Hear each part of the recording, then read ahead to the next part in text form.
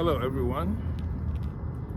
I want to talk to you guys about a few things that I'm putting out there very soon. One is a movie called Brown Skin. I directed this movie in 2007, and the reason this is important is because it was the same year that the American Film Awards was created. The same year the American Film Awards was created. The Academy Awards was created in 1927. So in 2027, they'll be 100 years old. And great, they've been doing a great job. We're just 16 years old, but we hope to be up there soon. You know, we pray that God is going to give us the pathway and the blessings and the grace to get there soon. Now, Brown Skin, I'm going to put out maybe this Valentine, right? The reason that this film is important to me is because I wrote, directed, and produced it, and I'm in it too, with Jennifer Chandra and Zalika Templeton. Jennifer Chandra and Zalika Templeton. Zalika Templeton and Jennifer Chandra. It's kind of in reverse, but trust me, it's a dope film. Romantic film. And it has a lot of, let's just say it's very risque, right? But it was good when it was good, right? When I made it, it was what I knew. I did what I had to do, right? Produced it myself, directed it, and had the help of some great actors. Now, I have something in my hand, and I bought this in Canada, in Vancouver. I'm smiling because my wife would not let me smoke it. And God will not let me smoke it because I'm a pastor, of course. But the thing about it is, this cigar here in my hand, I'll show it to you in a few minutes. This cigar is a Cuban cigar from Guantanamera,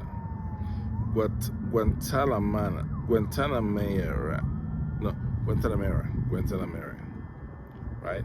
It's a Havana, right? So let me bring it close. It's a nice cigar, man. Beautiful cigar. In fact, I was walking down in British Columbia, give me this case and put it right back. I'm not allowed to smoke it. I'm about to turn 50 in May, and I promised myself when I turned 50 I was going to smoke it. Then what happened? I became a pastor. So now it's a tragedy, man, that I wouldn't have to smoke it. But one day I'm gonna fire it up. I'm gonna fire it up. Yeah, I can't smoke it because I'm a pastor, but hey, listen, guys. The longer you keep it waiting, the more intense the cigar gets. It's a Havana. Because see, here's the story. Here's the backstory. I was in Canada promoting my book, and I had so many radio interviews for that book release, for When a Man Looks at a Woman. That's right. I'm just giving you guys all the jewels today. That's me in 2015, looking slick. Check out the back of this book. Bam, nothing else, just Franq.com. Anyway, I was producing this book in Canada, and I was thinking of walking the streets. See, it was very, very cold. This is November 2015. I was in Canada, right? October, November. And it's very cold. So I'm like, but here's how you know those from LA. We always wear t-shirts wherever we go. So I'm wearing t-shirts and I'm just being cool, being sexy, And my girlfriend at the time, we just taking a walk on the street. And this guy calls me. He's outside the store, outside the cigar store. I never paid attention to him, right? But it was outside. He was next door to the hotel I was staying in. And he said, what did he say? He said, come in, I want to show you something. So I go in, it's all slick. When you're black in Vancouver, it's kind of sexy, it's kind of sexy, it's different. So anyway, I walk in, my chick walks in with me. I'm swagged out, I'm 100%, right? So he's like, you're not cold? I said, no, I don't feel nothing, I'm chilling, right? So he said, I want to take you to the back room. I want to show you something I got for you. I said, cool, let's do it. I go in the back room, he lays it out. Monte Cristos, Cubanas, different joints, expensive cigars. One stick, $48. He said to me that I want to save you something. Take this into LA. Now, it might be illegal to take this to California, but let me tell you something. When you smoke it, you're gonna enjoy it. You're gonna like the flavor of it. In fact, you know what? Sometimes I just put it out just to smell it. I put it out just to smell it because I know I can't smoke it. Fidel Castro. Fidel Castro. You know what you know about Fidel Castro? What you know about Che Guevara? Now, let me break it down for you. Let me break down the South American revolt, right? The connection with the Bay of Pigs, John F. Kennedy. You know what I'm talking about? The Cuban Missile Crisis. Don't make me take you to Pablo Escobar. Put this back, man. Gotta help you kids. I'll take you back some serious Cubana history. But anyway, leave that for another time. The sun is coming down. Today is my content day. I want to shoot today. I'm shooting today. You know? So bear with me, you know. But yes, to smoke it or not to smoke it, that's the question, right? In my heart, I want to smoke it. But on the outside, I really gotta, you know, have a right image, right? Here's the thing. We have to project, not just project the right image, be the right image for God. Now let me explain the science of a cigar, because people think that cigars are like cigarettes, are like weed. No, that's not. Don't do that. Don't do that. You know, wine is not Fanta. Understand, right? Washing up powder is not washing up liquid.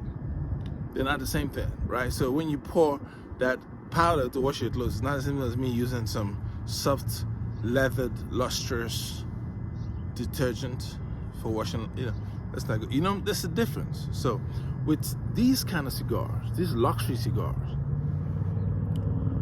you light it up,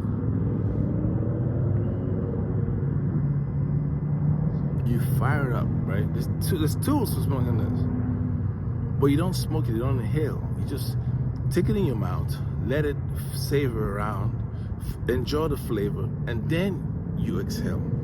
You don't inhale it, just let the smoke be around. It's like coffee. It's like a blend of nice espresso. It's not about smoking it. That's cheap. I don't do that. In fact, I don't even like the smell of cigarettes. I don't like my clothes smell. I like my Gucci on, right? I don't like it. So here's what we're saying, right? Understand it before you condemn it, right? The act itself is not good for you. You should not do that. It gives you cancer. You should not smoke, period. I would never, even without being a pastor, I would not advocate or recommend that you smoke or do anything that harms your body, because your body is the temple of God, right? But when I bought this, I was not a pastor, and now that I am a pastor of all styles, I'm not going to smoke this. I promise you that. But it's a lesson I'm going to teach you. I'm going to use this to teach you a lesson. The lesson is sometimes you got to keep your history to understand where you're going. You have to understand your past. This represents a very special time in my life when I acquired a certain level of taste, understood art, understood Matisse, Jackson Pollock, Leonardo da Vinci, Michelangelo, Rembrandt, right? Sonny Rollins, Reverend Abernathy, Dr. King, Plato, Socrates, philosophies of great men, right? That was the time, that was then, but this is now.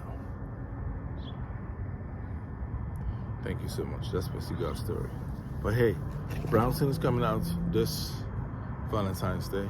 And of course, you know about this. This is when a man looks at a woman. I mean, this book right here, my first published book, right?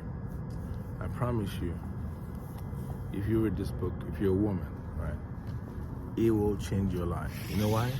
It's written from perspective of two men sitting in a room having a conversation, and this woman is eavesdropping on what they're saying, and she picks up a lot of knowledge. Here's the thing, right? Men look at women all the time. It's called When a Man Looks at a Woman. Who better to give you some knowledge about that? We're looking at you guys all the time. Men are looking at women all the time. So I have the data. not just from me, but from friends, different folks. But here's the thing. Over the years, I thought about this. I said, listen, what are the three things a man look for in a woman? The three things they look for is looks, personality, and lifestyle. These three things what men look for: looks, personality, and lifestyle. You're looking at me now, right? I'm standing here, double-breasted black suit, white shirt by Calvin Klein, nice puff, hanky, right? So here's the thing, still hankies. But what you don't see, my personality because you hear me speak. Now, men look at your body first. We look at your shape. We look at the physical nature of who you are. We look at that first. And then we study your personality by having a conversation with you. Once we have the conversation and like what we hear and feel it, we feel you, right? Then we get into your lifestyle. If all three check off, then we like you. Then we're going in. We're going in heavy. Within the first 15 seconds of a man looking at you, he knows what he wants to do with you. Am I going to marry her or not? Do I want to get inside or not? Do I want to just step and bounce, get a piece of that cake and leave? What's the plan, right? So women have to be ready to ask men a very simple question. I see that you like me. I see that you want me. I see that I'm attractive to you. But what do you want from me now? Why do you want me now? You must always ask a man, listen, I know you love me, you care, you say all these things about me, but here's the thing. Can you tell me why you want me now? That's what this book is about. Why do you want me now? That's a big question. If you don't answer that question, if a man does not answer that question, what will happen is he will date you for 6 months and leave you. Or you become a love ring. Right? We don't want that. So the key is to understand that men look at women from three perspectives or three vantage points. First, we look at your body. If we like your type, the body type you have is what we like, we'll put it aside. We'll say, yeah, I like that. That's a keeper, right? Then we listen to you. We hear conversations. We hear you talk. You might be talking to a friend or might speak, engage in conversation with you. If we like what we hear, then we know we like your personality. The personality is going to work. That personality is going to work, right? Now, the third thing we look out for is your lifestyle. What's your lifestyle? How you live? Do you have bad laundry smell? Do you have hygienic issues? You know what I'm saying? Can you cook? Do you party all the time? Is there cigarette butts in your car? What's your lifestyle? Do you smoke weed all the time? Are you drunk all the time? Do you pray? Do you like Jesus? Do you like God? Do you like the Holy Spirit? Are you engaged?